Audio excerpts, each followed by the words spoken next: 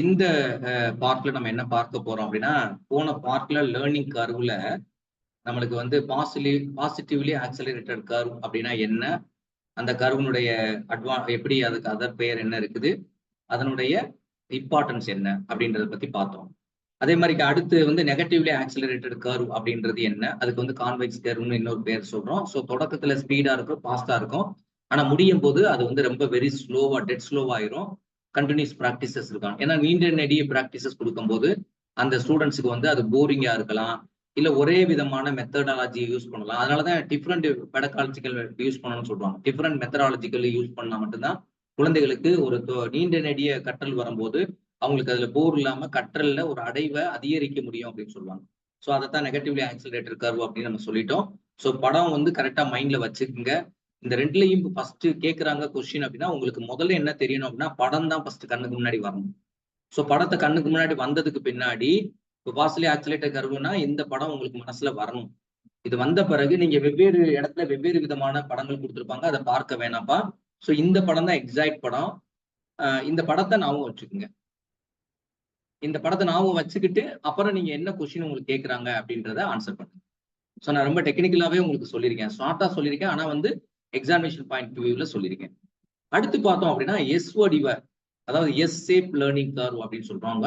இந்த இதை வந்து எஸ் ஷேப்னு சொல்றாங்களா, அதனுடைய வடிவம் எஸ் வடிவத்தில் இருக்கிறதுனால இதுக்கு வந்து எஸ் வடிவ கற்றல் பாதை அப்படின்னு சொல்றாங்க. ஏன்னா கற்றல் பாதைன்னு சொன்னாலும் சரி, இல்லைன்னா கற்றல் வளைவு அப்படின்னு சொன்னாலும் சரி. ஸோ இந்த இடத்துல என்ன அப்படின்னு பார்த்தோன்னா, சார் இப்போ வந்து ஏதோ ஒரு ஏபிசியில் கொடுத்துருக்காங்களே சார் அப்படின்னா, இது என்ன அப்படின்னா ஏற்ற இறக்கம் இருக்கு கற்றல்ல. ஆக்சுவலா இந்த இடம் தொடக்க நிலையில ஆக்சுவலா இதுக்கு என்ன அர்த்தம்னா, இந்த தொடக்க நிலையில உங்களுக்கு இங்க போட்டு காட்டியிருக்க மாட்டாங்க. ஆக்சுவலா தொடக்கத்துல இந்த புள்ளி வந்து 0. ஸோ எங்கிருந்து நீங்க ஆரம்பிச்சாலும் 0, 1, 2, 3 அப்படின்னு தான் ஆரம்பிச்சுட்டு போகும். ஸோ அப்போ வந்து இந்த ஃபர்ஸ்ட் ஸ்டேஜ் இருக்கு பார்த்தீங்களா, இந்த ஃபர்ஸ்ட் ஸ்டேஜ்ன்றது என்ன அப்படின்னா OA அப்படின்னு சொல்லலாம். அப்படின்னு வச்சுங்க, நான் வச்சுக்கோங்க OA அப்படின்னு ஒரு ஸ்டேஜ் இருக்கு. ஸோ இது ஒரு ஏற்றமான பகுதியா இறக்கமான பகுதியா அப்படின்றத பார்க்க போறோம். அடுத்து A அண்ட் B, அடுத்து ஒரு ஏரியா இருக்கு. ஏபினா என்ன, அடுத்த பகுதி என்ன அப்படின்னா B and C. So B and Cனா என்ன, அடுத்து C அண்ட் D அப்படின்னு ஒரு பகுதி இருக்கு. C அண்ட் D அப்படின்னு ஒரு பகுதி இருக்கு. தென் அடுத்து பார்த்தோம் அப்படின்னா D அண்ட் E அப்படின்னு ஒரு பகுதி இருக்கு. D அண்ட் E அப்படின்னு ஒரு பகுதி இருக்கு. தென் லாஸ்ட் என்ன அப்படின்னா E அண்ட் F அப்படின்னு ஒரு பகுதி இருக்கு. E அண்ட் F அப்படின்னு ஒரு பகுதி இருக்கு. ஸோ இந்த மாதிரி இங்க வந்து ஏற்றம் இருக்கும். அப்ப இதுல பாருங்க எத்தனை ஏற்றம் இருக்கிறது, 1, 2, 3, 4, 5, 6 ஏற்ற இறக்கம் இருக்கு. கற்றல் என்பது அனைத்து, ஏன்னா இண்டிவிஜுவல் டிஃபரன்சஸ் சொன்ன பத்தியா எல்லா மாணவர்களுக்கும் கற்றல் என்பது அளவு விகிதம் வந்து ஒவ்வொருவருக்கும் வளைகோடு கற்றல் வளைகோடு போட்டு பார்த்தோம் அப்படின்னா ஒவ்வொருவருக்கும் அதனுடைய அளவு என்பது வேரியேஷன்ஸ் ஆகும். ஸோ அதைத்தான் இந்த வரைபடத்துல நம்மளுக்கு சொல்ல போறாங்க. ஸோ இப்ப இருக்கக்கூடிய ஒவ்வொரு ஸ்டேஜ்லயும் என்ன அப்படின்னா இன்சியல் லேக் அப்படின்னு சொல்றாங்க. லேக்னா என்ன சொல்லுவாங்க, லேக் ஆயிருக்கு அப்படின்னு சொல்லுவாங்க. லேக் ஆயிருக்குன்னா என்ன அர்த்தம், அங்க சுணக்கம் இருக்கு, தடை இருக்கு. லேக்னா என்னது, தடை. அவன் அங்க வந்து எனக்கு ஒரு இடத்துல பணம் பேங்க்ல வர வேண்டியது, பணத்தை பேங்க்ல லேக் ஆயிடுச்சுப்பா, அதனால என்னால வர முடியாதுன்னு சொல்லுவாங்க தெரியுமா. வரல, பணத்தை நான் லேட்டா அனுப்புறேன் அப்படின்னு சொல்லுவாங்க. அப்ப லேக்னா என்ன அப்படின்னா இந்த இடத்துல என்ன அப்படின்னு பார்த்தோம்னா அங்க ஒரு தடை இருக்கு அப்படின்னு அர்த்தம். அப்ப தொடக்கத்துல ஏன்பா தடை வருது, அப்ப நம்மளுக்கு என்ன எக்ஸாமினேஷன்ல கேட்பாங்க, ஏன் தொடக்கத்துல தடை வருது அப்படின்னா ஒரு புதுசா ஒரு விஷயத்தை நீங்க சொல்லும் போது, நியூ டாஸ்க் இருக்கு உங்களுக்கு, புதுசா ஒரு ஸ்கில்ல சொல்லி கொடுக்கும் போது அந்த ஸ்கில்ல வந்து சொல்லுவாங்கல்ல நம்மளுக்கு வந்து பயிற்சி பண்ணத்தான் வந்து உங்களுக்கு வந்து நல்ல இம்ப்ரூவ்மெண்ட் ஆகும். அப்ப in any task of learning Valarmathi scribble பண்ணக்கூடாது. உங்களுக்கு ஸ்கிரப்பிளுக்கு ஒர்க்கே கிடையாது. ஸ்கிரப்பிள் பண்ணீங்கன்னா ரிமூவ் பண்ணிடுவோம். இன்சியல் லேக்ல என்ன சொல்றான், in any task of learning, நீங்க எந்த விதமான லேர்னிங்ல ஒரு டாஸ்க் பிக்ஸ் பண்றீங்க அப்படின்னா அது என்ன வேணாலும் என்ன பாடம் வேணாலும் இருக்கும். The rate of learning அங்க எப்படி இருக்கும் அப்படின்னா will be show at the start. அந்த ஸ்டார்டிங்ல எப்படி இருக்கும் அப்படின்னா K Valarmathi,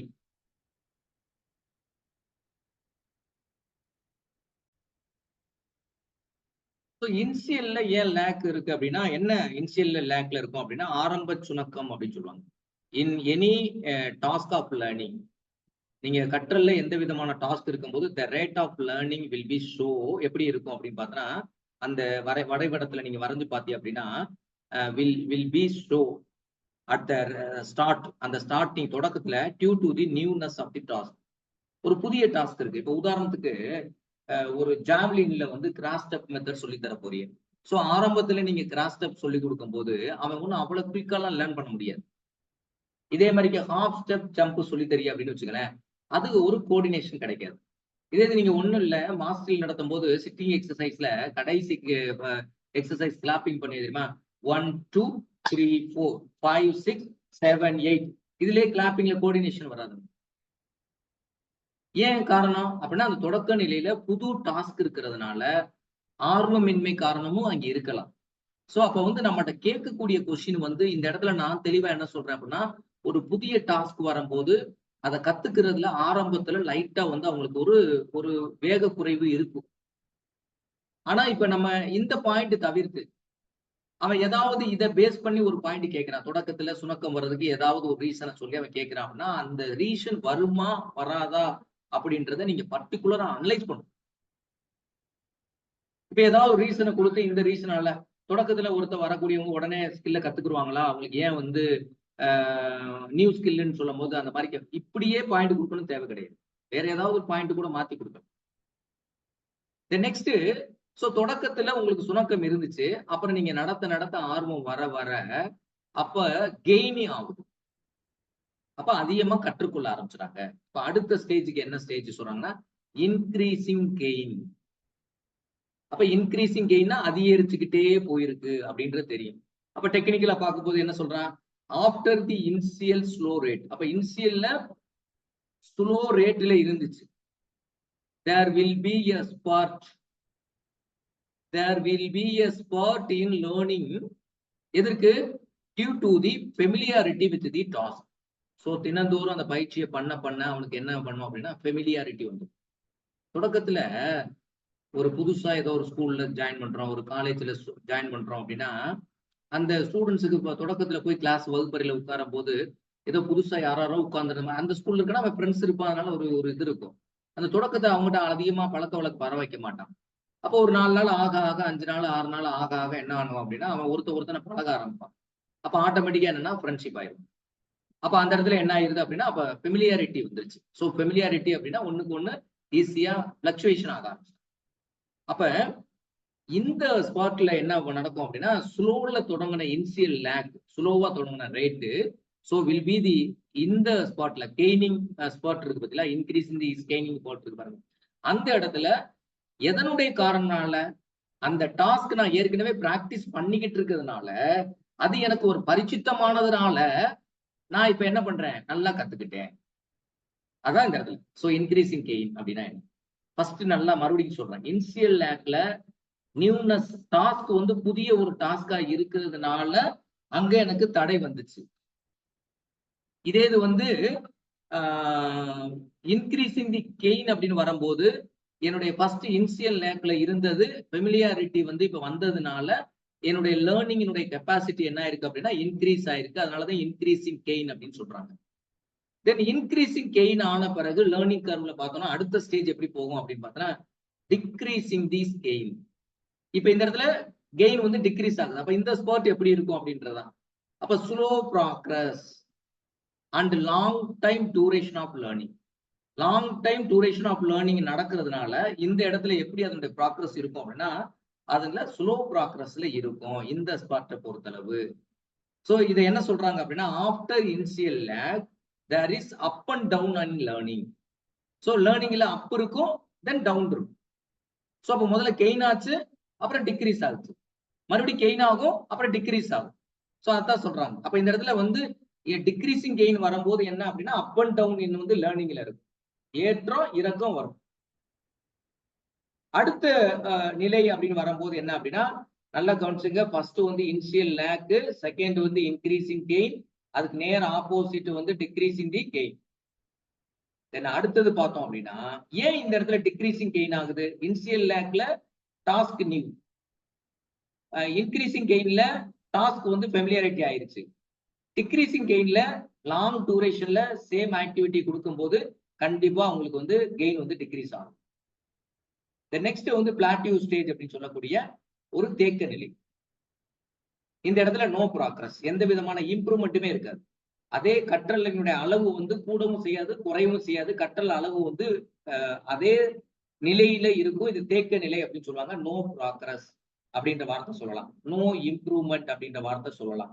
so in learning in spite of continuous practices. But இங்க ஸ்டில் பிராக்டிசஸ் இருக்கு. ஆனா பிராக்டிசஸ் கொடுத்தாலும் கூட பிளாட்டியூ ஸ்டேஜ்ல உங்களுக்கு வந்து அதிகமான ஒரு கெயினோ எதுவும் இருக்காது. கெயின் இருக்காது, லாஸ் இருக்காது.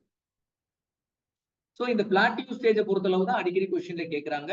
சோ அதுக்கு வந்து no improvement, no progress, same லெவல்ல இருப்பாங்க. தென் அடுத்த ஸ்பாட் அப்படின்னு சொல்லும்போது எண்ட் ஸ்போர்ட்டுக்கு வந்துடும். ஸோ எண்ட் ஸ்போர்ட் அப்படின்றது வந்து எண்ட் ஸ்போர்ட் எப்படி இருக்கும் அப்படின்னா, இட்ஸ் ஏ பிசியலாஜிக்கல் லிமிடேஷன், ஒருத்தவங்களுடைய மேக்சிமம் லிமிடேஷன், உச்சநிலை. இந்த இடத்துல ஜெனித் அப்படின்னு சொல்றாங்க பாத்தீங்களா? ஜெனித் அப்படின்னா என்ன அர்த்தம்னா உச்சநிலை. இந்த technical word zenith or peak performance. Peak performance என்னது? பீக்னா என்னது? பீக்னா என்னது? உச்சநிலை. உச்சநிலையில அவங்களுடைய பெர்ஃபார்மன்ஸ் இன்க்ரீஸ். அப்ப பீக் பெர்ஃபார்மன்ஸ் கேட்டாலும் சரி, இல்ல ஜெனித் அப்படின்ற வார்த்தை கேட்டாலும் சரி, ஜெனித்னால எனது உச்சநிலைன்னு அர்த்தம். அதனால ரெண்டு பேர்லயும் நம்ம சொல்லலாம். எந்த இடத்துல? End spot. சோ எண்ட் ஸ்பாட்ல எப்படி இருக்கும் அப்படின்னா, reaches the peak performance or zenith. ஜினத்னா என்னது? ஜினத் அப்படின்னா உச்சநிலை. தென் அடுத்து லாஸ்ட் வந்து செசேஷன் ஆஃப் லேர்னிங். செசேஷன் அப்படின்னா ஸ்டாப் ஆகுது. செசேஷன்னா ஸ்டாப். சோ இந்த இடத்துல டிக்ளைன் ஆகுறது, வீழ்ச்சி ஆகுறது, இல்லைன்னா குறைவு வர்றது. சோ இந்த இடத்துல டிக்ளைன் அப்படின்றது. ஏன் இந்த இடத்துல டிக்ளைன் ஆகுது அப்படின்னா, இதனுடைய கீவேர்டு என்ன அப்படின்னு பார்த்தா, டிக்ளைன் அப்படின்றது ஒரு உச்சக்கட்ட நிலைக்கு போன பிறகு கண்டிப்பா அவனுடைய டிக்ளைன் வரும். டிக்ளைன் ஸ்டேஜஸ், அதுக்கு மேல பிசியலாஜிக்கல் லிமிட் கிடையாது. சோ இந்த இடத்துல என்ன டெக்னிக்கல் பாயிண்ட்ஸ் சொல்றாங்க, ஏன் டிக்ளைன் ஆகுது லேர்னிங் கர்வ்ல அப்படின்றது தான்டேக் அப்படின்றவர் எப்படி ஏன் சொல்றாரு அப்படின்னா, இந்த எஸ் வளைவு கர்வ்ல performance due to the ageing process, வயதின் காரணமாக, வயதினுடைய முதிர்ச்சியினுடைய காரணமாக கற்றலினுடைய விகிதம் வந்து டிக்ளைன் ஸ்டேஜ்ல குறைய ஆரம்பிக்கும் அப்படின்னு சொல்றாங்க. சோ நல்லா புரிஞ்சுக்குங்க. மறுபடியும் நான் சொல்றேன், இந்த 3 டைப் ஆஃப் லேர்னிங் கர்வை பத்தி பேசக்கூடியவர் யார் அப்படின்னா, தார்ன்டேக் அப்படின்றவருடைய கர்வை தான் நம்ம படிச்சுக்கிட்டு இருக்கோம். அதுல positively accelerated curve, negatively accelerated curve, then next வந்து எஸ் வடிவ கர்வ் அப்படின்னு பார்க்கும்போது இனிஷியல் லேக் அப்படின்றது பார்த்தோம். சோ தொடக்கத்துல புதிய டாஸ்க் இருக்கிறதுனால அவங்களுக்கு வந்து சுணக்கம் இருக்கும், அந்த இடத்துல தேக்கம் இருக்கும். தேக்கம் சொல்ல முடியாது, சுணக்கம். கற்றல்ல விரைவு அடைய மாட்டாங்க, ஸ்லோவா இருப்பாங்க. ரேட் வந்து லேர்னிங் ரேட் வந்து ஸ்லோவா இருக்கும். Increasing gain. சோ ஃபெமிலியாரிட்டி ஆயிடுச்சு டாஸ்க் எனக்கு, அதனால நான் திரும்ப திரும்ப அதை பயிற்சி பண்ணிக்கிறதுனால எனக்கு ஃபெமிலியாரிட்டி இருக்கு. சோ கெய்னிங் லா அதிகமா இருக்கும். அடுத்து கெய்னிங் அதிகமாக பிறகு அடுத்து அப் அண்ட் டவுன் ஸ்லேக்னஸ் இருக்கும், கொஞ்சம் குறையும் அப்புறம் கூடும் குறையும் அப்படின்னு மாதிரி இருக்கும் பார்த்தீங்களா? அந்த லெவலுக்கு பார்த்தோம் அப்படின்னா, ஏன் அந்த டிக்ரீஸ் இந்த கெயின் வருது அப்படின்னா, லாங் டூரேஷன் ஆஃப் ட்ரைனிங். இந்த தேக்க நிலை வர்றதுக்கு அதான் காரணம். ஏன்னா டிக்ரீசிங் தி கெயின்னா டிக்ரீஸ் ஆகும் கெயின், தென் அகைன் அதே இது பார்த்தோம் அப்படின்னா, ஒரு அந்த டிக்ரீஸ் ஆனனுடைய அந்த லெவல் ஆஃப் லேர்னிங் வந்து ஒரு சர்டன் ஸ்டேஜுக்கு ஒரு சர்டன் பீரியடுக்கு வந்து என்னன்னா அப்படின்னா ஒரு லாங் டைம் எடுக்கும். நீங்க நேற்றைய தினம் நான் வந்து இது நடத்துறதுக்கு முன்னாடி நானே ஒரு வரைபடம், இந்த வரைபடத்தை நீங்க மைண்ட்ல வச்சுக்கிட்டு அப்ரோச் பண்ணுங்கப்பா அப்படின்னு சொல்லும்போது உங்களுக்கு ஈஸியா நான் அதை சொல்லி கொடுத்தேன். சரியா? அந்த பாயிண்ட்ல இருந்து இப்ப இதை கொஞ்சம் விரிவுபடுத்தி தாண்டேக்கனுடைய பாயிண்ட் ஆஃப் வியூல நம்ம பார்த்துக்கிட்டோம். சோ அடுத்து பிளாட்டியூ அப்படின்ற no progress, no improvement. So ஏன் அப்படின்னா அங்கவும் கண்டினியூஸ் பிராக்டிசஸ் இருக்கு, ஆனா இம்ப்ரூவ்மெண்ட் இருக்காது. தென் எண்ட் ஸ்போர்ட் அப்படின்றது வந்து ஜெனித் அப்படின்னு சொன்னாங்க, உச்ச நிலைக்கு போயிடும். அதுதான் அவனுடைய நம்ம ஸ்போர்ட்ஸ் ஃபீல்ட்ல சொன்ன போடும் அப்படின்னா அதுக்கு பேர் வந்து பிசியலாஜிக்கல் லிமிட். நேற்று சொல்லும் போது நான் உங்களுக்கு சொன்னேன், ஒரு 400 மீட்டர் இத்தனை செகண்ட்ஸ்ல அவனை ஓட வைக்க முடியும், இல்ல ஒரு 100 மீட்டர் வந்து அவனுடைய லிமிடேஷன் 14 செகண்ட் வரைக்கும் ஓட வைக்க முடியும், இல்ல ஒரு வெயிட் ட்ரைனிங்ல லோடு வந்து இவ்வளவு லோடு அவனால தூக்க முடியும், கேரி அவுட் பண்ண முடியும், அவனுடைய மேக்ஸிமம் 1 RM 1 ரெபடேஷன் மேக்ஸிமம், இவனால இவ்வளவு லோடு தான் தூக்க முடியும் அப்படின்னா அவனுடைய உச்சநிலை அதுதான். அந்த உச்சநிலைக்கு மேல போன பிறகு அவனுடைய பிசியலாஜிக்கல் லிமிடேஷன் அவ்வளவுதான். இப்ப என்னால ஒரு 10 கிலோ மூட்டையை தூக்க முடியும் அப்படின்னா என்னால 10 கிலோ மூட்டை தூக்க முடியும். ஒருத்தரால் 100 கிலோ மூட்டை தூக்க முடியும்னா 100 கிலோ மூட்டை தூக்கிறதுக்கு அவருக்கு பலம் இருக்கு. ரொம்ப ஒல்லியா இருக்கிறாரு ஒருத்தர் அப்படின்னு வச்சுக்கலாம், ரொம்ப லீனா ஒல்லியா இருக்கக்கூடிய ஒருத்தர் மூட்டையை தூக்கி தலையில வச்சோம்னா என்ன ஆயிரும்? சொடக்குன்னு தலையில ஏதாவது புரோக்கன் ஆயிடும், கழுத்து இழுத்து வளைஞ்சு போயிடும். அப்ப இதே இது வந்து பீம்பாய் அந்த பீரோல எடுத்து கொடு 10 லட்சத்தையும் சொல்லி கமல் படத்துல சொல்லுவாங்க, அத மாதிரி பீம்பாய் இருக்கணும். அவன் பாயில தலையில எத்தனை மூட்டை தூக்கி வைக்கலாம்? 100 கிலோ மூட்டை தூக்கி வைக்க முடியும். ஸோ அதுதான் இங்க சொல்லியிருக்காங்க. ஸோ எண்ட் பார்ட் அப்படின்றது உச்சநிலை, ஜினத் ஜினத் அப்படின்னு சொன்னாங்க. So next cessation of learning அப்படின்னா due to the ageing process or due to the physiological limitations, so it will decline the stage. So இந்த பாயிண்ட்ல நான் தெளிவா உங்களுக்கு எல்லா டெக்னிக்கல் பாயிண்டையும் திரும்ப திரும்ப நான் சொல்லிட்டேன். ஸோ இந்த பாயிண்ட் ஆஃப் வியூல நீங்க கொஸ்டின் பேப்பர்ஸை அப்ரோச் பண்ணுங்க. ஸோ இது தவிர வேற ஏதாவது ஒரு வேர்டு, இப்ப இந்த ஜினத் அப்படின்றது டெக்னிக்கல் வேர்டு. ஸோ இந்த இந்த பீக் பெர்ஃபார்மன்ஸ் எண்ட் ஸ்பாட்டை பத்தி கேட்கறாங்கன்னா உங்களுக்கு கீவேர்டு வந்து பீக் பெர்ஃபார்மன்ஸ். அதை சுத்தி ஏதாவது வேற மாதிரிக்கு ஏதாவது இன்க்ரீஸ்ன்ற வார்த்தையை யூஸ் பண்றாங்க, இல்ல வேற ஏதாவது இம்ப்ரூவ்மெண்ட்ன்ற வார்த்தையை யூஸ் பண்றாங்க அப்படின்னா அந்த வேர்டை வச்சுக்கிட்டு நீங்க இந்த ஆன்சர் எடுக்கும். சரியா? சரி, ரைட், ஓகே. ஸோ இது வந்து ரொம்ப இம்பார்ட்டன்ட்னாலதான் நான் 1-2 முறை எஸ்ஏப் கர்வை பொறுத்தளவு நான் திரும்ப சொல்லிட்டேன். சரியா? ரைட். ஸோ இதுதான் எஸ்ஏப் கர்வ் அப்படின்னு சொல்லுவாங்க. தமிழ்ல சொல்ல போனோம் அப்படின்னா OA அப்படின்றது என்ன அப்படின்னா ஆரம்ப சுணக்கம், தொடக்கத்துல சுணக்கம் இருக்கு. தென் நெக்ஸ்ட் AB அப்படின்றது என்ன அப்படின்னு பார்த்தா இன்க்ரீஸ் ஆயிருக்கு பத்திலா. ஸோ அதனால இதுக்கு பேர் வந்து பலன் அதிகரித்தல் அப்படின்னு நீங்க சொல்லலாம். இந்த இடத்துல பாயிண்டே கொடுத்துருக்காங்க பாருங்க, அவங்க கொடுத்துருக்க பாயிண்ட பாருங்க. ஸோ ஃபர்ஸ்ட் வந்து சுணக்கம் இருக்கு. சரியா? OAன்னு சொல்றாங்க, ஆரம்ப சுணக்கம். ஸோ இது எதுக்காக? நியூ டாஸ்க் அப்படின்னால வந்து உங்களுக்கு இது. அப்புறம் AB அப்படின்னா பலன் அதிகரிக்கிறது. ஏன்னா எனக்கு ஃபெமிலியாரிட்டி ஆயிடுச்சு, அந்த ஸ்கில்லை நான் ப்ராக்டிஸ் பண்ணிட்டு இருக்கேன். ஸோ இப்போ வந்து உங்களுக்கு லேர்னிங் கர்வ் வந்து ஃபெமிலியாரிட்டி ஆயிடுச்சு, நீங்க என்ன கொஸ்டின் கேட்டாலும் நீங்க ஆன்சர் பண்ணுவீங்க. ஸோ அப்போ வந்து பலன் அதிகரிச்சிருச்சு. அடுத்து வந்து ஒரு ஸ்டேஜ் வருது தேக்க நிலை அப்படின்னு சொல்றாங்க. ஸோ நம்ம அங்க படிக்கும் போது வந்து இன்னொரு இடத்துல இந்த இடத்துல டிக்ரீசிங் ஒரு ஸ்டேஜ் வந்து அப்புறம் தேக்க நிலைக்கு போகும். சரியா? ஸோ இந்த படம் அடுத்து வந்து தேக்க நிலை, இது வந்து பிளாட்டியூ ஸ்டேஜ் அப்படின்னு சொல்றாங்க. நெக்ஸ்ட் அடுத்து பார்த்தோம் அப்படின்னா சீரான முன்னேற்றம். ஸோ இது வந்து சீரான முன்னேற்றம் வருது. தென் இந்த ஸ்டேஜ் தான் உச்ச அடைவு. நேற்று கூட ஒருத்தர் கேள்வி கேட்டார், சார் ஏன் சார் வந்து மேல மறுபடியும் நான் அப்ப கூட சொன்னேன். ஸோ அகெயின் வந்து ஏற்றம் இருக்கும் போது இந்த இந்த லிமிட் வருது பாருங்களேன். நான் அப்ப நேற்று சொல்லும் போது அவர்கிட்ட நான் என்ன சொன்னேன் அப்படின்னா இது பிளாட்டியூ அப்படின்னு மாதிரி வச்சுங்க, அகெயின் ஒரு பிளாட்டியூ ஸ்டேஜ் வரும் அப்படின்னா. ஸோ இந்த இடத்துல பிசியலாஜிக்கல் லிமிடேஷன் அவ்வளவுதான். அப்ப இந்த பிசியலாஜிக்கல் லிமிடேஷன் வரும். நேற்று ஒருத்தர் கொஸ்டின் லாஸ்டா கேட்டார் இந்த கொஸ்டினை, சார் ஏன் சார் அகெயின் இங்கே ஒரு லாங் கேப் கிடைக்குது, ஒரு பிளாட்ல வருது, தட்டையா இருக்கே அப்படின்னு கேட்டார். அப்ப நான் என்ன சொன்னேன் அப்படின்னா, சோ இங்க வர மாதிரி ஒரு பிளாட்டியூ ஸ்டேஜ் தான் இங்கே இருக்கும். ஆனா இதுக்கு உள்ள வேரியேஷன் என்ன அப்படின்னு பார்த்தோம்னா இந்த இடத்துல பிசியலாஜிக்கல் லிமிடேஷன், உச்சநிலை, ஜெனத் அப்படின்ற பாயிண்ட்டுக்கு நம்ம வந்துட்டோம். தென் நெக்ஸ்ட் வந்து டிக்ளைன் ஸ்டேஜ் அப்படின்றது. சோ இதுதான் பார்த்தோம் அப்படின்னா எஸ் ஷேப் கர்வ் அப்படின்னு நமக்கு சொல்றாங்க. சரியா? ரைட். ஸோ இந்த அளவுல உங்களுக்கு வந்து இந்த லேர்னிங் கர்வ்ஸை பத்தி தெரிஞ்சுட்டா போதும். அது எல்லாமே முக்கியமான பகுதினாலதான் நான் வந்து விரிவாவே இந்த பாடத்தை பத்தி நான் நடத்திட்டு இருக்கேன். ஸோ இந்த அளவுல நம்ம வந்து லேர்னிங் கர்வை நிறைவு பண்ணிக்குவோம்.